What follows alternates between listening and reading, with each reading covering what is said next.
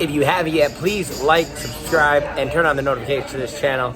And comment something below. Anything. That's what all the algorithm's all about this year. So please, do me a favor. Now let's get into the video.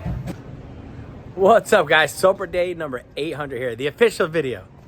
Man, it feels good. I tell you, I wouldn't be able to do it without all the support from everybody. So first of all, before I talk about anything else, thank you to my wife, my daughter, all my friends, all my family, everybody that supported me through this whole process. I couldn't have done it without you guys.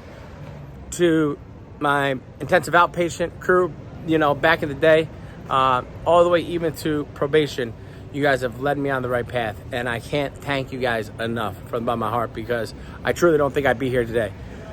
The way I was going, like I said, I was at jails, institutions, and death, and the jails weren't enough, and I think death was next because it was bad. So I really can't thank you guys enough for all the help you guys gave me. That being said, I want to kind of talk to you guys a little bit about how I'm this far. How did we get here? How did we get to 800 days? How are we going to be, and how are we going to continue to go to get to like 1,000 days? It started, I get asked this all the time. People say, how did you do it? How did you do it? I want to get sober. As you saw me mention in the video yesterday, I had a lady tell me or ask me about her son and what she could do for that. And I'm telling you, you got to want it. You got to want it. If you don't want it, it ain't going to happen. Bottom line. I don't care who talks to you, what kind of trouble you're in. It don't matter. If you don't want it yet, it's not going to happen. So keep that in mind. The other big thing, you got to do the work. I'm not talking about AA. Do the work that works for you. For me, it was intensive outpatient. Detoxing first. That was the first thing I did. Detox and intensive outpatient. You know, some people it's rehab. Some people it's AA. There's nothing wrong with AA.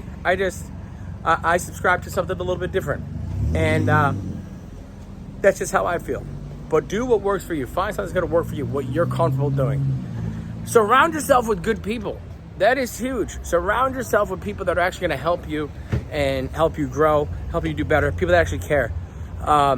You know, all my people that are around me now, none of them, if they saw me try to order a drink or even attempt to look at a drink, would smack the shit out of me. I have actually one of my closest friends, Blake. Blake has literally threatened, and he's a big guy, to literally, if he finds out I drank and break sobriety, because we share the same sobriety date, he has threatened to literally come and whoop my ass, no holding back, you know, holding me accountable. Now, I know that seems extreme, but that's a nice little thing hanging over my head, knowing that, you know, Blake might show up and whoop the shit out of me. He's a big guy. So put yourself around the same people. Yeah, I had to get rid of a lot of friends. There were some that I was able to go back to being friends with because I just had to get to the right point. I'm not saying you got to get rid of certain friends for forever, but I had to get rid of friends up to a certain, for at least a certain amount of time, that just weren't going to change. And I had to stay out of situations early on. But that doesn't mean you can't go back to having some of those people that have always been there for you in your life, but maybe they struggle or they drink and they don't have a problem. Maybe they do, I don't know. How am I going to continue? What's the plan? What do we do going forward? Well, first thing we do is we keep the foot on the gas pedal. Can't stop thinking. I have to always remember in the back of my head that I am just one drink away from starting all over and having major problems. It's that easy. It can happen that quick. And we all know if I get one drink in me, it's a wrap. It's over. So keeping that in mind. I do a funny little thing. Whenever I'm working, I look for the drunkest person in the room. And because I'm around people that drink all the time. And when I look for the drunkest person in the room, I literally go, okay, whoever they are, I would be way worse. And it's the truth. I was the guy that when you walked into a place was the drunkest, and I was usually DJing. So what does that tell you? So that's kind of little tricks. Use little tricks and reminders to keep yourself, you know, grounded and stuff like that.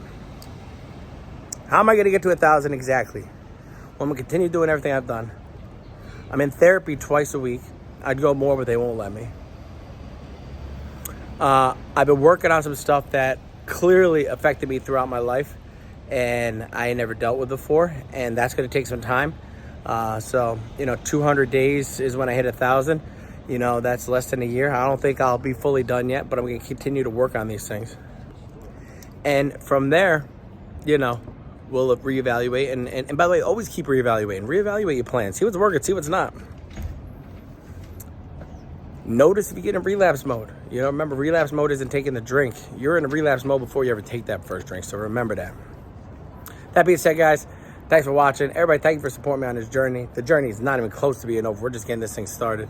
And I'll see you guys on the next video. Make sure you guys like, subscribe, share this content with somebody that may need it. And I'll see you guys on the next video. I'll see you. It's coming. Love y'all.